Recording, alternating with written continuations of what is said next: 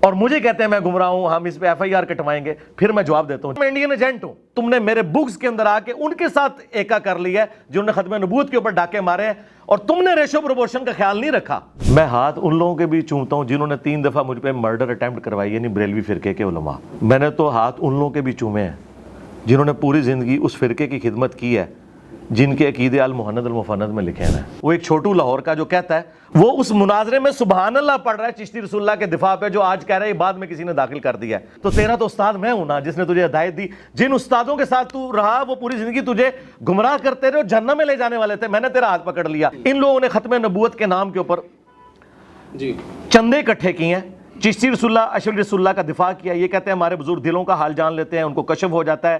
وہ سلسلے اسی طریقے سے چل رہے ہیں. محی الدین ابن عربی والے وہ قائد, وہ ساری کی ساری چیزیں اہل حدیث ہو کر بھی بنو امیہ کے بارے میں جتنی حدیثیں آ رہی ہیں ان کی باطل تعویلات کرتے ہیں. اچھا, جب یہ مجھے سنگل آؤٹ کرتے ہیں نا, میرا نام لیتے ہیں اور مجھے کہتے ہیں میں گمراہ ہوں, ہم اس پہ ایف آئی آر کٹوائیں گے, پھر میں جواب دیتا ہوں. جس دن اس انٹرنیٹ اسپیکر نے حرکت کی نا, تو اس کے ساتھ بھی دیکھیں میں کیا کرتا ہوں. یہ اس عالم کی صورت میں ہے کہ جس کا school of thought international level کے اوپر ایگزسٹ نہ کرتا ہو اور اس کی کوئی مسجد نہ ہو, یہ اس کے لیے.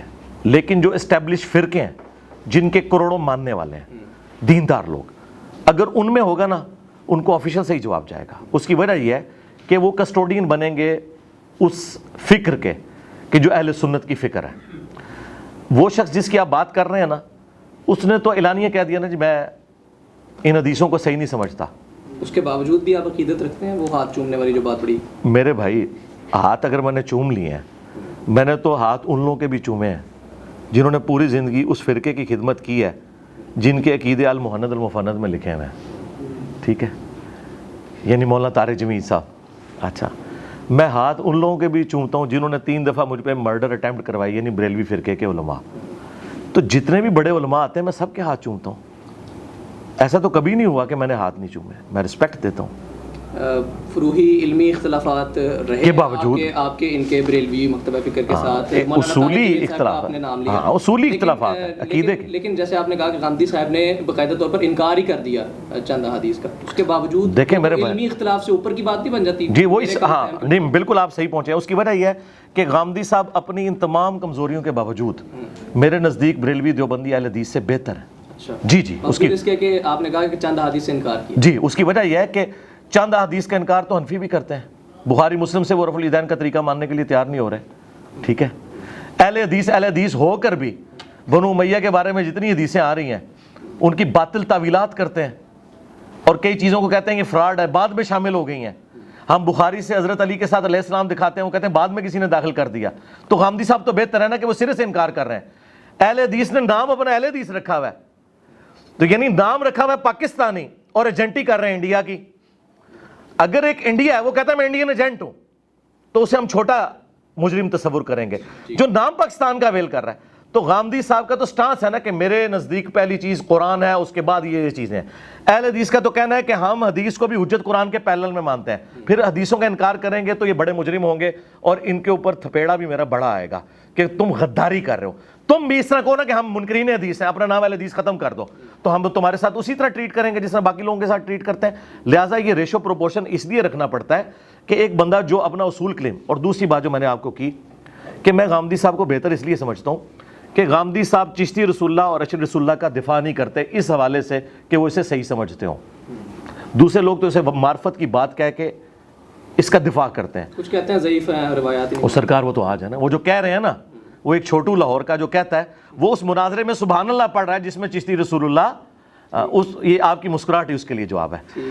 وہ اس مناظرے میں سبحان اللہ پڑھ رہا ہے چشتی رسول اللہ کے دفاع پہ, جو آج کہہ رہا ہے بعد میں کسی نے داخل کر دیا ہے. تو میرا خیال ہے جتنا اپنے فرقے کو لاس اس شخص نے پہنچایا ہے, کیونکہ ابھی تو ویڈیو ہے جو اسے ہانٹ کر رہی ہے کہ تو بیٹھا ہوا سبحان اللہ کر رہا تھا, آج تو کہہ رہا ہے بعد میں داخل کر دیا. تو جب تو اپنے بڑے کے ساتھ بیٹھ کے دفاع کر رہا تھا اس کو تو نے نہیں سمجھایا. اور دوسرا, تیرے بڑے نے تجھے گمراہ کیا اور تیرے مخالف نے تجھے ہدایت دے دی کہ تو نے کہا یہ کفر بھی ہے اور بعد میں داخل ہوا. تو تیرا تو استاد میں ہوں نا جس نے تجھے ہدایت دی. جن استادوں کے ساتھ تو رہا وہ پوری زندگی تجھے گمراہ کرتے رہے اور جہنم میں لے جانے والے تھے. میں نے تیرا ہاتھ پکڑ لیا اور کہا یہ چشتی رسول اللہ غلط ہے اور تو نے میرے کہنے پہ, لیکن تو مان نہیں رہا. تو ٹھیک ہے, تیری پبلک کو تو پتہ ہے نا.